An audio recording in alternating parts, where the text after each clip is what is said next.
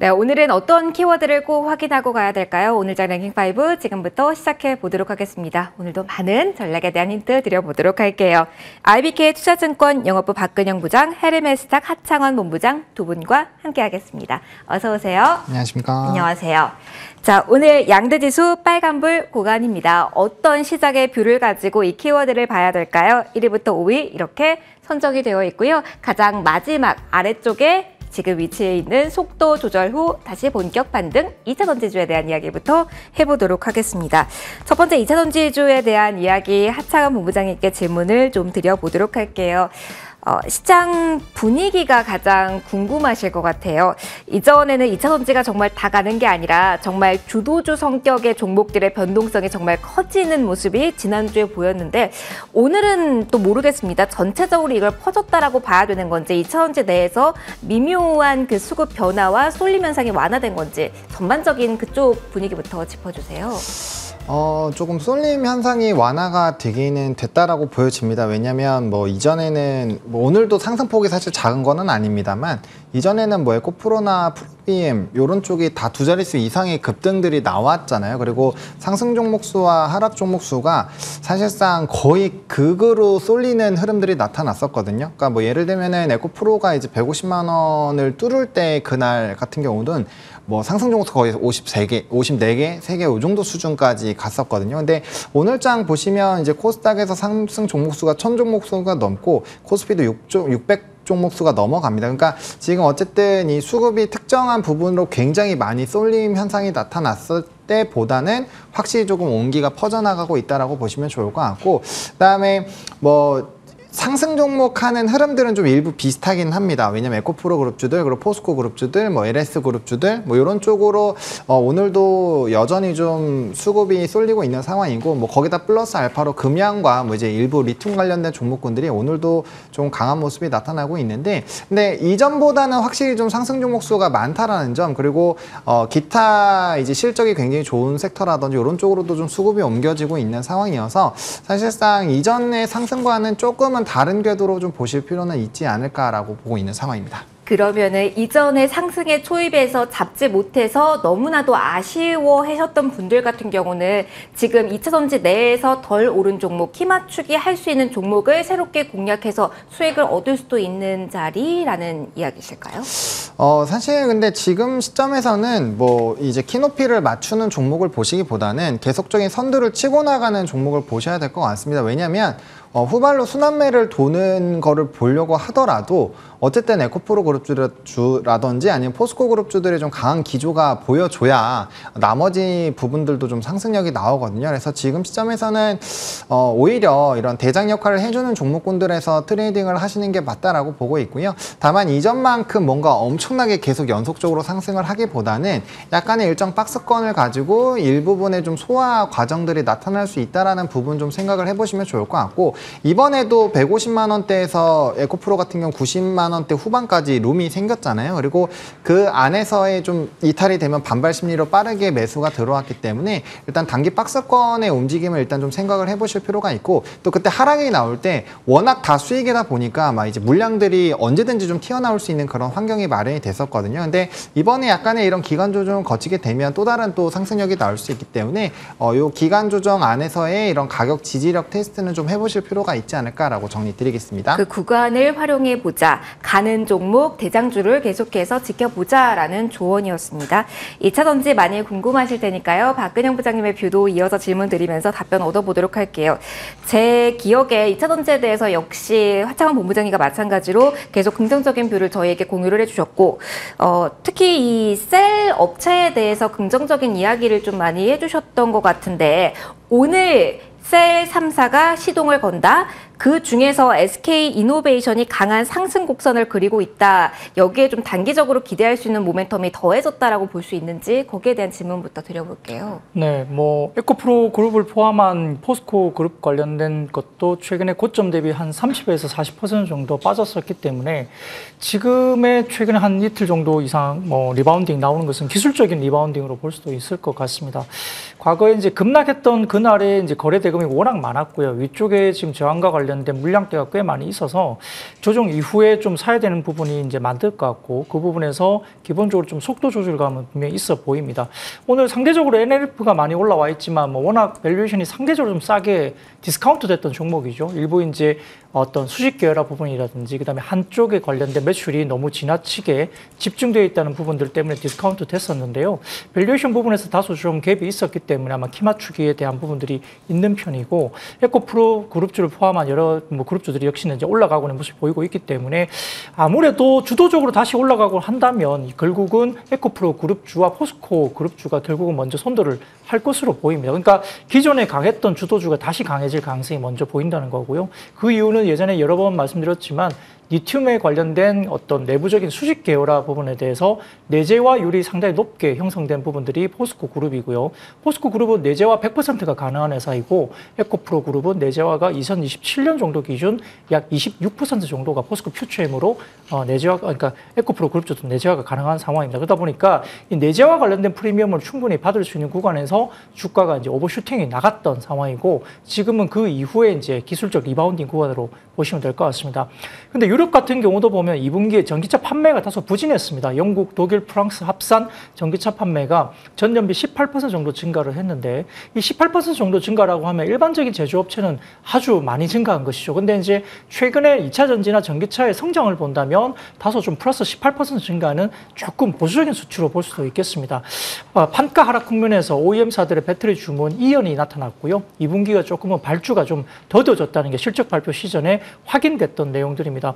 그리고 미국 같은 경우도 포드가 생산 속도 기준 연간 60만 대 체제 달성 예상 시점을 23년 말에서 24년 말로 늦추었습니다. 다소 좀 출하량 자체가 좀 속도가 상당히 좀 조절이 되고 있는 상황이고요. 이에 따라서 26년 말 기준 누적 200만 대 생산 목표 역시 달성이 어려워진 걸로 포드도 이야기되고 있고 또 GM 같은 경우도 실제 컨퍼런스 콜에서 배터리 모듈 조립 역량 제한되면서 예상치 못한 전기차 생산 지연을 겪고 있다고 언급을 했습니다. 그러다 보니까 아무래도 이제 셀과 관련된 부분들을 보면서 소재주도 마찬가지고 다소 실적다에 대한 부분들을 조금 더 보수적으로 지금 봐야 되는 것이 아니냐는 이야기도 나와 있죠. 여기에 따라서 양극재 같은 경우는 아마 배터리 판가 하락이나 이런 부분에 대해서 3, 4분기에 조금 더 판가 하락은 있을 수는 있습니다. 근데 마진율은 원래 이제 리튬이나 원소재 플러스 마진율을 어느 정도 확보를 하고 있기 때문에 전반적으로 판가가 떨어지는 부분에 대한 부분보다는 마진율은 그대로 유지가 된다는 점이죠. 결국은 그렇게 되면 예를 들어서 판가 좀 떨어지더라도 마진율은 유지가 되니까 결국 여기의 핵심은 Q, 물량의 증가가 상당히 중요한 거라고 볼 수 있겠습니다. 근데 말씀드렸듯이 아까 포드라든지 GM이라든지 이런 쪽에서 최근에 실적 컨퍼런스 콜에서 다소 좀 예상치보다 못한 전기차 생산량에 대한 이슈가 있었기 때문에 양극재 부분들은 이 부분에서 시기적으로 조금 쉬어갈 수 있는 구간으로 볼 수는 있습니다. 다만 그럼에도 불구하고 셀 메이커 같은 경우 특히나 이제 지금 오늘 LG 에너지솔루션도 나쁘지 않은 그림이고요. 그리고 SK 이노베이션은 상당히 좋은데 이런 부분에서는 셀 메이커는 좀 다릅니다. 왜냐하면 연간 배터리 주문량에 관련된 부분들은 2분기에서 좀 이연이 됐지만 연간 바인딩, 그러니까 확보된 바인딩 물량 내에서 분기 주문 조절이 가능합니다. 그렇기 때문에 계약 물량 중에 최소 비율 이상, 그러니까 평균 85% 이상의 추정이 되는 물량을 꼭 주문해야 되는 계약 구조가 있어요. 그러다 보니까 셀 물량들이 줄어들 수는 없습니다. 그러면 4분기 주문량이 아마 3분기보다는 늘어날 것으로 보이는 상황이기 때문에 오히려 양극재가 좀 쉬어갈 때 오히려 셀 메이커들이 좀 좋아질 가능성이 있다 이렇게 볼 수 있는 상황이고요. 여기에 따라서 유럽 OEM들의 올해 말과 내년 초 신차 출시 일정을 고려한다면 지속적인 배터리 출하량 증가는 가능할 것으로 전망될 수 있습니다. 그러다 보니까 결국은 이 부분에서 수익성에 대한 부분들이 양극재가 좀 쉬어가는 국면에 셀 업체가 좀 좋을 수 있고 더군다나 오늘 같은 경우는 SK 이노베이션이 이제 이 AMPC 관련된 부분에서 좀 어느 정도 반영이 안 된 유일한 종목이라는 리포트가 또 나오면서 오늘 SK 이노베이션 상당히 급등을 하는 모습이 보였죠. 여기에다가 하반기 실적 성장세가 기조한 뭐 삼성 SDI 이런 쪽도 눈에 보이고요. LG 에너지솔루션은 워낙 좋고요. 근데 장비주들도 움직이죠. 왜냐하면 하반기에 이제 장비 발주가 상당히 많이 이루어질 것이고 하반기부터 본격적으로 장비 발주가 좀 크게 나오는데 하반기에 이루어지는 장비 발주의 75%가 모두 LG 에너지솔루션에서 나오는 장비 발주입니다. 그러니까 LG 에너지솔루션에 장비를 넣는 밸류체인 아랫단의 장비주들은 지금 좀 굉장히 봐야 되는 그런 국면으로 장비주들까지 좀 밸류체인을 보시는 게 좋을 것 같습니다. 알겠습니다. 2차 전지에 대해서 좀 이야기를 나눠봤습니다. 박은영 부장께서는 이 셀 업체에 대해서는 지금부터 모아가서 조금 더 기다려볼 만한 그 위치에 있다라는 조언과 함께 하자원 본부장님께서는 대장주 계속해서 지켜서 보자라는 조언. 2차전지에 대한 관심은 좀 계속 이어질 것을 두 분 모두 보셨습니다. 5위 이 정도에서 정리를 해보고요. 반도체 오늘 이어서 좀 보도록 하겠습니다. 반도체 오늘은 하드웨어 쪽만 조명하는 게 아니라 소프트웨어에 대한 이야기도 지금 이 시간 시세를 보니까 좀 해야 될 것 같은데요. 자, 일단 반도체, 하드웨어 쪽에 대한 짧은 질문 그리고 플러스 알파로 소프트웨어 종목들도 봐야 되는지 좀 이야기 나눠보도록 하겠습니다. 하자원 본부장님과 반도체 쪽 이야기 좀 나눠볼게요. 일단 이렇게 브레이크가 걸린 건가 아니면 이 안에서 계속 삼성향, SK향 이동은 이어진다라는 관점으로 봐도 될지 일단 하드웨어 쪽에서의 관점 오늘 흐름 정리부터 할까요? 네, 일단 오늘 뭐 삼성전자랑 하이닉스가 약간 좀 조정 흐름이 나타나고 있는데요. 일단은 뭐 최근에 시장 자체가 2차전지 쪽이 좀 강하게 갈 때 반도체가 좀 쉬어가는 흐름들이 많이 있었기 때문에 좀 비슷한 흐름으로 생각을 하고 있는 상황이고, 일단 오늘 MS에서도 이제 향후 뭐 GPU라든지 이런 부분에서의 공급 부족 얘기가 나왔거든요. 근데 이게 또 AI 쪽도 이제 이 시장 자체가 개화가 되는 시점이다 보니까 아무래도 수요가 공급단을 뛰어넘을 확률이 굉장히 좀 높습니다. 그럼 이제 앞으로 뭐 증설이라든지 이런 기조들이 나타날 거고, 거기에 따른 좀 긍정적인 시그널들이 좀 나오게 되지 않을까라는 생각이 있고요. 그래서 하드웨어 쪽은 조금 계속적으로 좀 지켜봐야 되지 않을까라고 보고 있고, 또 삼성전자가 콩콜에서 이제 감산 얘기를 또 추가적으로 했기 때문에 그러한 기조로 된다라고 한다면 시간이 지나면 지날수록 뭐 이런 재고에 대한 부담감들도 좀 하락이 되면서 상당히 좀 기대감이 확대가 되지 않을까라고 보고 있는 상황입니다. 그래서 일단 장비 쪽으로 본다라고 한다면 뭐 여전히 HBM 관련된 종목군들 위주로 좀 지켜보실 필요가 있을 것 같고, 최근에 이제 소켓 부분에서는 약간의 좀 이슈가 달라지고 있는 상황이긴 하거든요. 일단 HBM 쪽으로 굉장히 좀 포커스가 되어 있어서 뭐 SK 하이닉스 양 쪽으로 종목군들이 좀 상당히 좀 올랐다라고 볼 수가 있고, 또 이제 삼성전자발 또 소켓에서의 조금 이런 공급 이슈가 있는 상황이거든요. 이건 뭐 약간은 좀 지라시식으로 움직이고 있기는 하지만 과거에 이제 SK 쪽에서 인수를 했을 때 삼성전자에서 바로 공급사를 좀 전환했었던 계기가 있는데, 이게 ISC를 지금 SKC에서 인수를 하다 보니까 거기서 조금의 이런 공급 체인을 좀 바꾸지 않을까라고 보고 있거든요. 현재는 뭐 ISC, 그다음 TSE, 뭐 TFE 이렇게 조금 세 가지가 좀 높은 구성이 되어 있는데, 이게 이제 ISC 물량이 좀 나머지 두 종목으로 좀 넘어가지 않을까라는 최근에 이런 기사라든지 이런 리포트들이 좀 있는 상황이어서 관련된 부분들에서 좀 소켓 변화를 봐야 될 것 같고, 워낙 ISC가 급등이 엄청나게 많이 나왔었던 소켓 업체다 보니까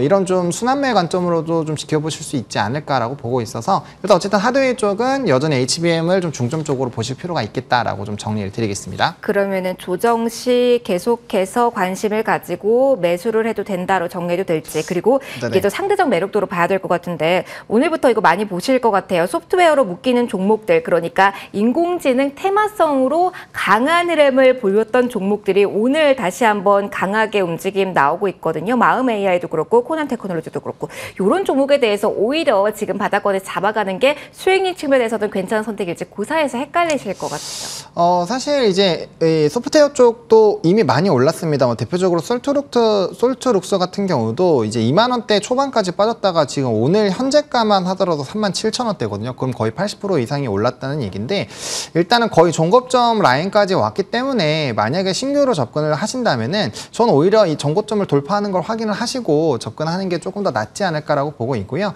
최근에 하드웨어 쪽이 먼저 치고 올라간 다음에 소프트웨어가 지금 올라가고 있어서 뭐 하드웨어 쪽과 상승 룸을 비교를 한다라고 했을 때는 뭐 추가적으로 종고점 돌파나 이런 기대감이 나올 수 있겠지만 시장에서의 사실 테마적인 흐름이 워낙 빠르게 변동성이 나오고 있기 때문에, 일단 만약에 AI 쪽을 보신다라고 한다면 뭐 이벤트는 굉장히 많죠. 뭐 네이버의 하이버클러버부터 시작해서 또 추가적인 하반기에 이제 글로벌적인 국제적인 이런 업체들의 AI 이슈들이 있는 상황이어서 뭐 충분히 모멘텀 플레이는 가능하다라고 보고 있지만, 어쨌든 지금 주가가 많이 올라온 상황이기 때문에 확실히 돌파된 걸 확인하고 접근하시는 것이 조금 더 낫지 않을까. 그러니까 보유자분들은 지금 조금 더 홀딩을 하시는 거고, 신규로 보시는 분들은 아예 돌파가 된 다음에 좀 적극적인 좀 접근이 필요하지 않나라고 좀 정리를 드리겠습니다. 하드웨어 쪽의 종목들과 소프트웨어 종목은 다루는 방법이 지금 다르군요. 전략의 포인트 다르다는 점 한 번 더 확인해 보시고요. 반도체에 대한 이야기 여기서 마무리하고 이야기하고 3위로 넘어가서 추가적으로 이야기 또 해보도록 할게요.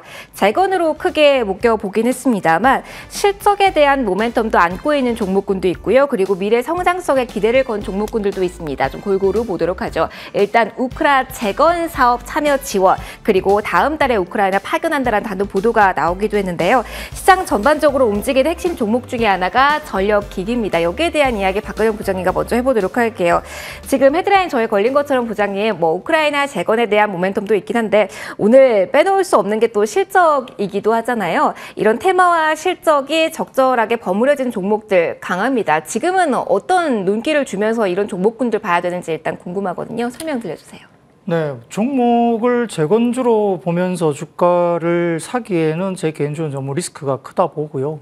재건주로 언급됐던 종목들이 급등한 종목들이 꽤 일부 개별 종목이 있는데 재건 관련된 아무것도 결정된 바가 없죠. 그리고 돈이 되는지도 잘 모르겠습니다. 그리고 아직도 지금 곡물 항구에는 지금 미사일 쏘고 있죠. 언제 재건될지는 잘 모르겠어요. 그래서 자꾸 이 재건과 전쟁 관련된 이슈가 지금 굉장히 오버랩되고 있고 서로 이제 양방에서 다른 이야기를 하고 있습니다. 그러면 아직도 전쟁 관련된 이슈가 있는 상태이기 때문에 재건 관련된 부분들은 정부가 지금 굉장히 강조를 하고 있는 상황이긴 하지만 실질적으로 지금 재건 관련된 회사가 누가 어떻게 계약을 얼마만큼 또 수익을 낼 수 있는지 어느 정도 규모의 매출인지는 아무것도 결정된 바가 없죠. 그리고 재건을 하기 위해서는 돈이 이제 필요한데 그 돈을 어디서 끌고 올 것인가. 유럽 쪽에서 이제 펀드를 조성한다 뭐 이야기들이 많습니다만 그래서 너무 불확실성이 큽니다. 근데 일부 재건주들은 급등을 했죠. 그러다 보니까 여기에서 신규로 뭐 재건주를 내가 사겠다고 보기에는 저희는 사실은 추천드리기가 좀 굉장히 어려운 국면입니다. 그래서 뭐 기존에 갖고 계신 재건주가 있는데 많이 올랐다. 근데 내가 수익성 구간이고 추세가 깨지지 않았다 그러면은 뭐 보유의 영역일 수도 있으나 그거는 수급적인 관계이지 이거는 펀더멘탈 이슈는 아니거든요. 그래서 아무리 뭐 악재가 나오고 뭐 실적이 안 좋아도 수급으로 주가는 올라갈 수도 있습니다. 그게 주식시장이죠. 그렇기 때문에 그 테마주가 움직인다는 것은 그런 의미가 있는 거고요. 그래서 일단 추세가 깨지지 않는다고 한다면 기존의 보유자들은 보유를 할 수밖에 없는 국면으로 말씀드릴 수밖에 없고요. 여기에서 펀더멘탈리 좋아서 우리가 사시라고 말씀드리기는 굉장히 어렵죠. 근데 이제 변압기라든지 그다음에 전력기기, 그다음에 건설기계 쪽은 이게 재건과 연관시키기에는 너무 좀 고리타분해요. 그렇게 하면 너무 억지스러웠고요. 네. 실적으로 주가가 좋아진다고 보는 게 맞습니다. 왜냐하면 변압기 관련도 마찬가지고 지금 2010년도 정도 구간으로 봤을 때 과거에 이제 한 2010년도 뭐 그전 이쪽도 마찬가지고 국내 변압기 회사들이 그때 당시에 영업이익률 그러니까 OPM 마진이 거의 한 15%, 16% 나왔거든요. 그만큼 이제 변압기 시장이 굉장히 좋았어요. 근데 이제 관세 부과 때문에 상당히 좀 좋지 않게 되면서 거의 10년 이상 아주 업황이 안 좋았습니다. 그러니까 변압기나 전력기기를 주로 보던 시기가 아예 거의 10년 넘게 없었던 거죠.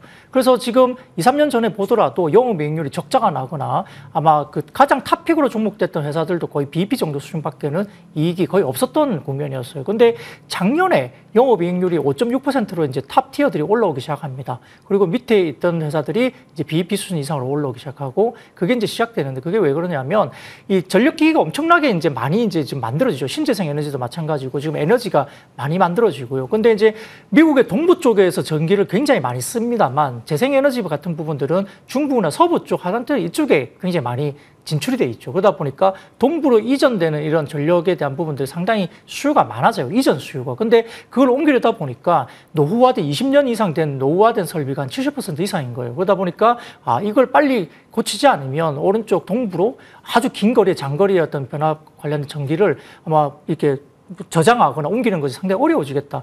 이것 때문에 인프라 투자가 본격화되는 거죠. 그래서 변압기나 이런 것들에 대한 기본적인 미국 정부의 인프라 투자가 대대적으로 발주가 되면서 변압기 쪽에 엄청난 빅사이클이 오게 됩니다. 그래서 그런 부분에서 이제 우리나라의 전력기기라든지 그다음에 변압기, 그다음에 건설기계 쪽이 좋아지는 거고요. 건설기계 쪽은 지금 주거용 쪽에 대한 인프라가 좋아지는 게 아니에요. 대부분 다 비주거용 쪽의 인프라 투자에 대한 법안과 관련해서 1조 달러 이상의 자금이 이제 지금 풀리기 때문에 그런 겁니다.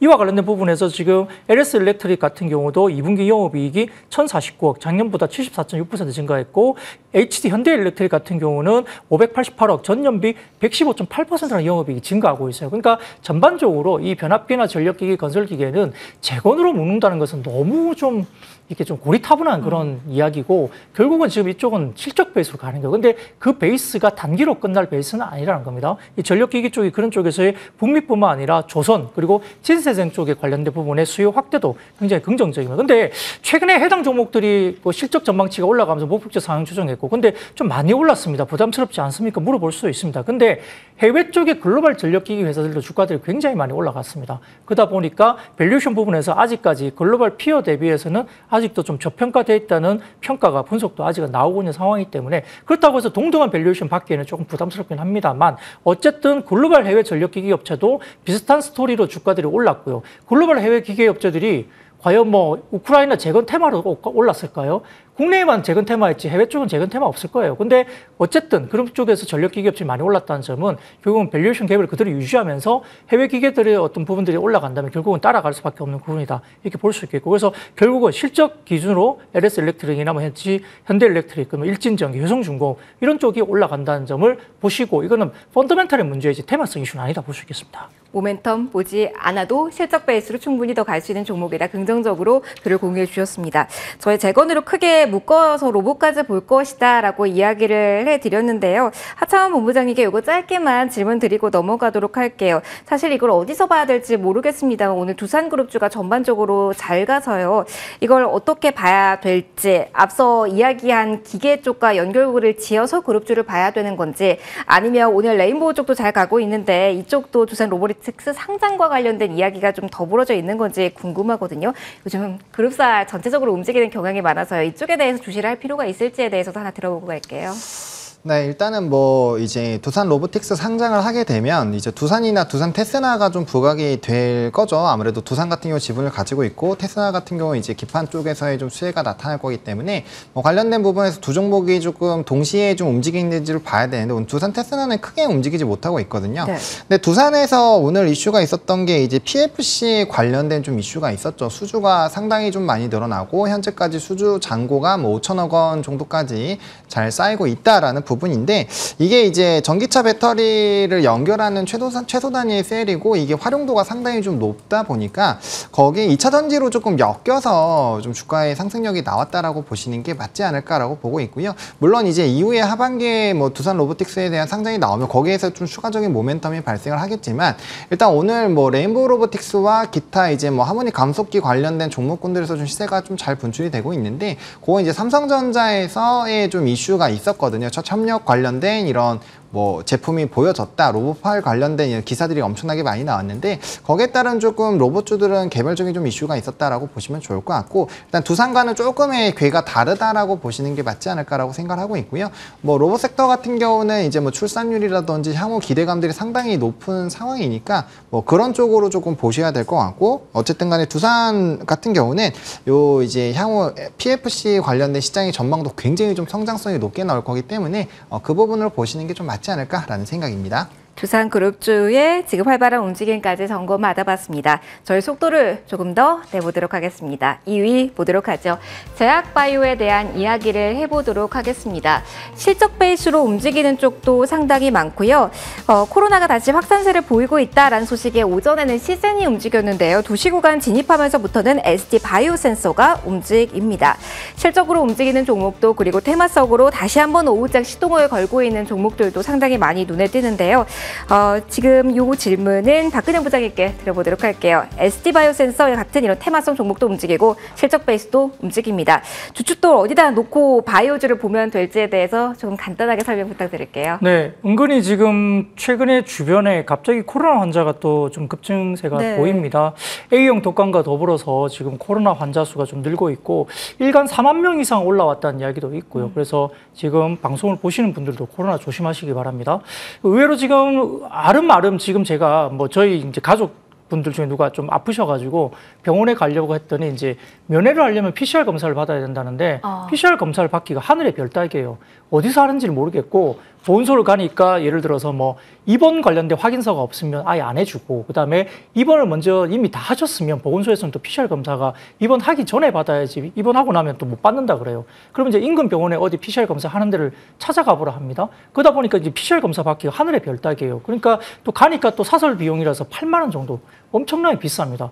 그러다 보니까 이렇게 이제 검사가 힘드니까 결국은 뭡니까? 코로나 환자가 다시 조금은 증가하고 A형 독감까지 지금 증가하는 국면이기 때문에 실질적으로 진단키트가 다시 좀 팔릴 수는 여력이 있고요. 최근에 들어서 오히려 진단키트 관련된 매출액이 좀 늘고 있는 모습도 보이기 때문에 이와 관련된 종목이 워낙 오랫동안 좀 잊혀졌다가 다시 한번 꿈틀그림이 아마 이런 쪽에서 반응이 좀 오는 것가 아닌가 싶습니다. 근데 이제 코로나가 이제 과거처럼 우리가 공포의 대상이야 이건 아니겠죠. 그러다 보니까 단순한 어떤 부분에 대해서 좀 간과하기는 좀 어렵긴 하지만 너무 두려워하거나 이런 것도 아니고 과거처럼 이렇게 코로나 이슈로 뭔가 광풍이 불어오거나 이러지는 않을 것 같긴 해요. 그러다 보니까 기본적으로 지금 최근에 다시 올라오고 있는 코로나 관련된 부분에서 확진자 수 좀 늘고 여기에 대해서 진단키트나 이런 쪽에 매출단이 좀 단기적으로 좀 올라온다는 점이 아마 단기적 모멘텀으로 좀 부각이 되는 것이 아닌가 싶기는 합니다.